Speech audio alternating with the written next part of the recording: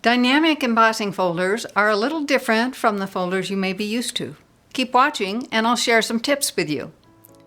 Hi, this is Sage Kimball and I'm the Mad Stamper with another technique video for card makers and paper crafters.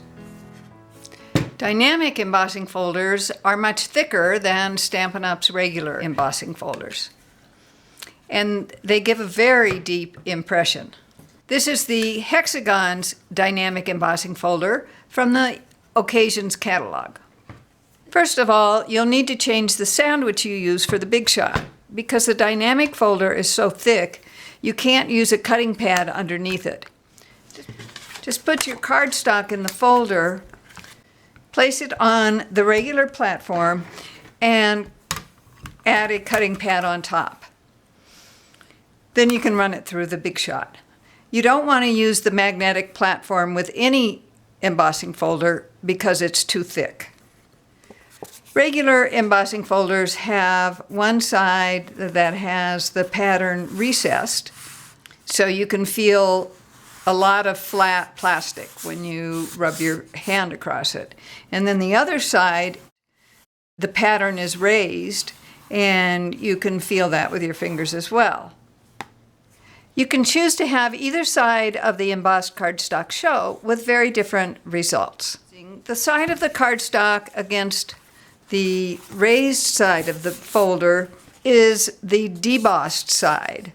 The pattern dips into the cardstock. The side of the cardstock against the recessed pattern is actually the embossed side. The same is true with the dynamic folders, but the pattern is more complex and it's a little more difficult to tell which is which. With the raised side of the embossing folder, you'll feel the skinny little outline of the hexagons. On the other side, you'll feel flat, raised hexagons, but you don't have as much flat area as on a regular embossing folder.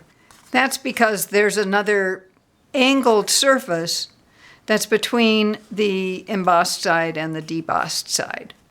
It isn't always important to know which side of the folder is going to give you an embossed or a debossed pattern, because you can always flip the cardstock over to the side you like.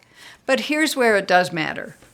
On this card, I wanted to give a little emphasis to the hexagon pattern on this very light peekaboo peach. I didn't want it to be overwhelming to the rest of the elements on the card.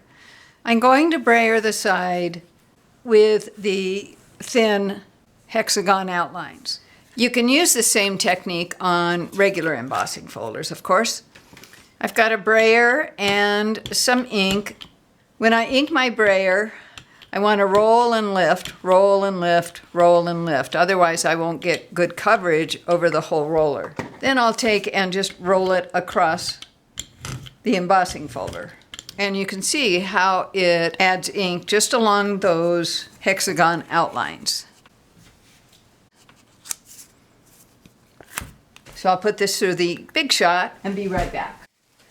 And this is what that looks like. Had I inked the other side of the embossing folder, this is the result that you'll get. You can easily clean the embossing folder and the brayer roller by running them under some tap water and rubbing them a bit to make sure all the ink comes off. I hope this video inspires you to play with the Hexagons dynamic embossing folder in your craft room. Thanks for watching. Please like this video, share it with your friends, and leave me a comment. For more inspiration and instructions, be sure to sign up for my newsletter at www.stampingmadly.com. And don't miss another great video. Subscribe to the Mad Stamper YouTube channel now.